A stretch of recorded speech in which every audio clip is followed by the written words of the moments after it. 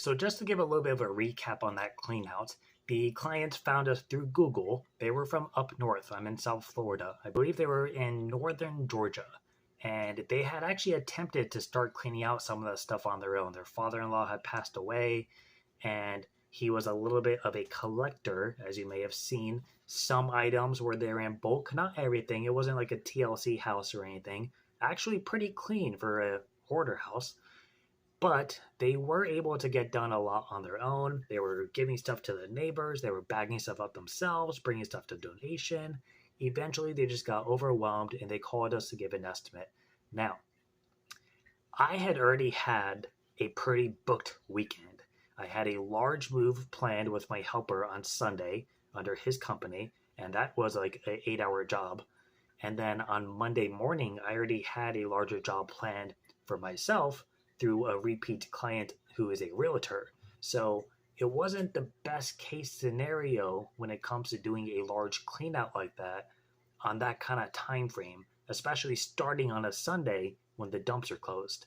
So we gave the estimate on Saturday afternoon around like 4 o'clock. The moment they gave us the go ahead, I went and reserved a 20-foot U-Haul. The following day, we didn't start working until 6 o'clock in the evening. And I had my helper come out. I had my fiance Tanya helping me with the bagging. I told my helper, anything bigger than a nightstand goes in the U-Haul.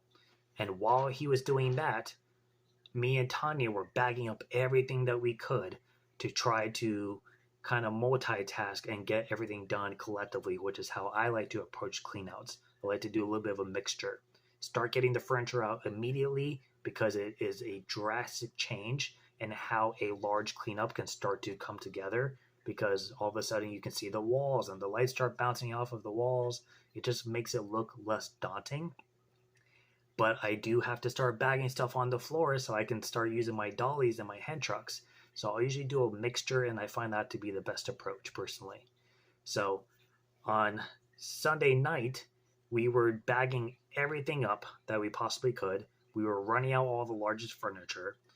And we got the U-Haul done around like 8 o'clock, went home, dropped it off, picked up my 14-foot trailer, went back. Me and Tanya loaded all of the bags that were already packed, and then we threw some miscellaneous stuff on top.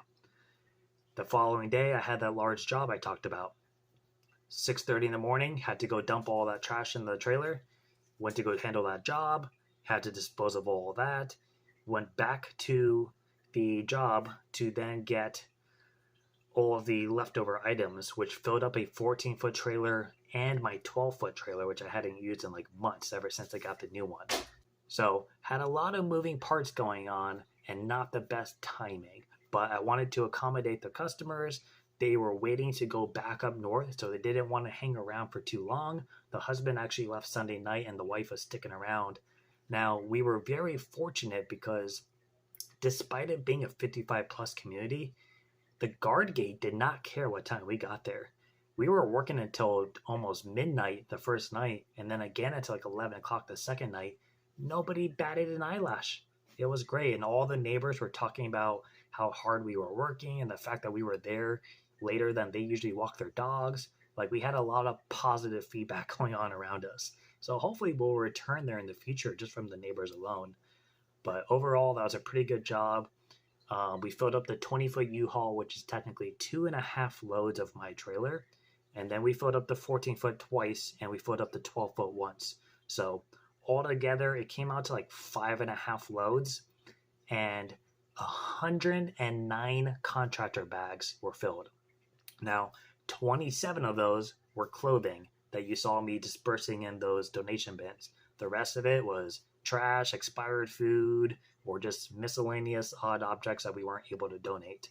And speaking of donations, timing really got the better of us because I wasn't able to donate as much as we probably could have. Of course, we got the closeout. We kept 13 like milk crates of food that I'll be bringing by a local food drive some point this week. And we were able to donate a couple of boxes of household decor that we had set aside. But if I had more time, we probably could have donated a little bit more, but you can only do what you can do. So that is it for me. Hopefully you guys enjoy the time lapse, and I will see you all next time. Thanks for watching. Bye.